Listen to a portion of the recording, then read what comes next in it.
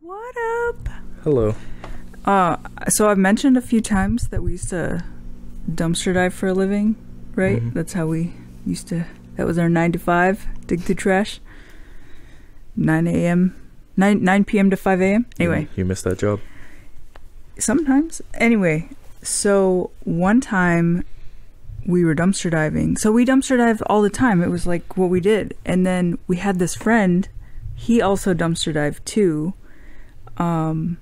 And sometimes we'd hang out and dig around together. And that was really fun, right?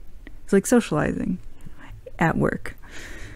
So I had, Drew had just tattooed like my hand, so I couldn't dumpster dive for like a month or something. And it was like, I forget what it was. There was a reason. And so you and our friend was like, all right, we'll go dumpster dive. We'll come back and bring the gold. And remember what you found? No, I don't remember this specific one. Well, our friend pulled this thing out of the trash. He found this little bracelet, like nylon. It looked like it came from the dollar store. It was total trash. It was pure junk. It was just like this little nylon thing. He was like, do you want it? He's like, it's just junk. And he is not fancy. He doesn't give a fuck. Like, he'll sell anything. And he was like, he was making a joke. Do you want this piece of trash? And I was like, sure. I looked it up. I was like, hey, this might be worth $20. That's fine. And then I go to list it online to sell it. And it turns out it's this ultra rare one that they made limited edition. And I should have put it on auction. It was like probably 3 or 4 years ago. And so I just put it up for $160. And it sold in like 12 hours. It was like sold instantly. It was like, it was a steal. Like somebody was like, I would have paid millions.